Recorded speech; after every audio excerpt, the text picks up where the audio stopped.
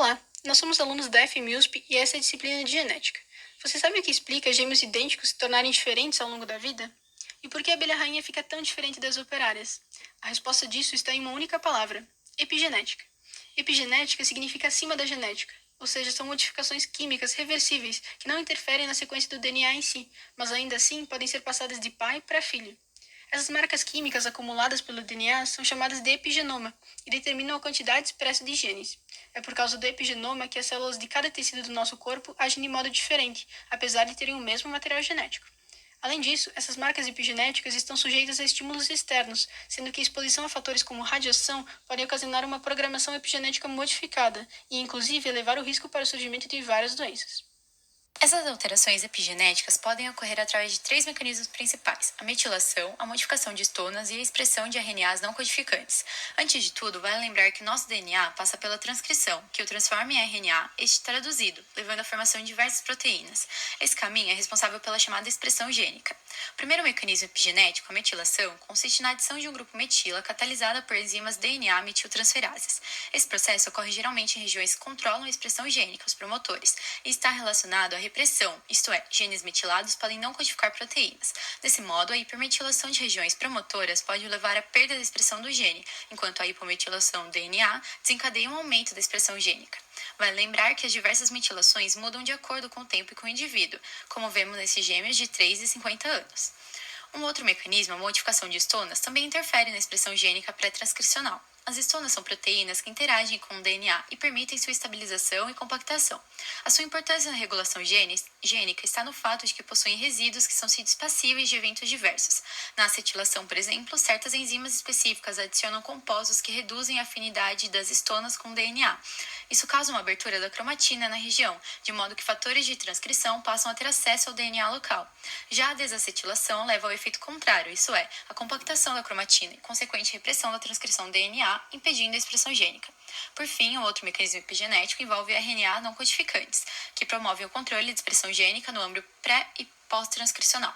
No nosso DNA, existem porções que não codificam proteínas, os chamados introns, que são regiões transcritas em RNAs não codificantes, como RNA transportador e ribossômico. Além desses mais conhecidos, há microRNAs e RNAs longos não codificantes. Os microRNAs são capazes de se ligar ao RNA mensageiro e impedir sua tradução, impossibilitando assim a síntese da proteína, enquanto que os RNAs longos não codificantes podem se ligar à fita de DNA e evitar a leitura de uma série de genes. Mas como a gente vê essas alterações moleculares aparecerem no dia a dia?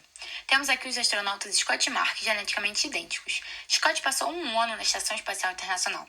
A NASA divulgou que, por conta da privação do oxigênio e aumento dos níveis de inflamação relacionados aos voos espaciais, foram identificadas diversas alterações epigenéticas no irmão de Mark, que certamente contribuíram para as diferenças fenotípicas que podemos ver na foto dos dois. No caso das abelhas, o desenvolvimento distinto das abelhas operárias e rainhas ocorre em função da geleia real. Nas operárias, a enzima DNA-metiltransferase, DNMT3, é responsável pelo silenciamento de diversos genes, por meio de um mecanismo já visto aqui, a metilação do DNA. Enquanto isso, a abelha rainha recebe a geleia real, que contém fenilbutirato, uma substância que indiretamente inibe a ação da DNMT3, possibilitando a ativação de uma série de genes importantes para o desenvolvimento da rainha. Outro exemplo é esse experimento com ratos, em que os pesquisadores borrifaram várias vezes um aroma de flor de cerejeira nas gaiolas de machos adultos, ao mesmo tempo em que submetiam uma corrente elétrica. Consequentemente, os ratos associaram o aroma à dor. Seus filhotes, criados longe dos pais, ao sentirem o cheiro da flor, ficaram mais nervosos que os ratos não submetidos ao experimento, fato que também ocorreu com os netos dos ratos traumatizados. Explicando o fenômeno, foram descobertos marcadores químicos no gene expresso do bulbo olfatório, que codifica o receptor de detecção do aroma específico, e também foram identificados o maior número de neurônios que reconheciam esse cheiro. Além das mudanças epigenéticas, podemos perceber o fenômeno de herdabilidade, que foi possível em razão da alteração também no esperma dos ratos, propiciando a presença de hipersensibilidade ao aroma nas 2 gerações subsequentes. Já quando o assunto é o desenvolvimento de tumores, as células cancerosas apresentam uma hipometilação global de seu genoma, resultando em maior expressão gênica, e, em contrapartida, uma hipermetilação em genes supressores tumorais. Essas condições permitem uma proliferação celular desordenada, o que aumenta a predisposição à carcinogênese. Diante de todas essas informações, parece até que Lamarck tinha razão. E agora, já era? Claro que não.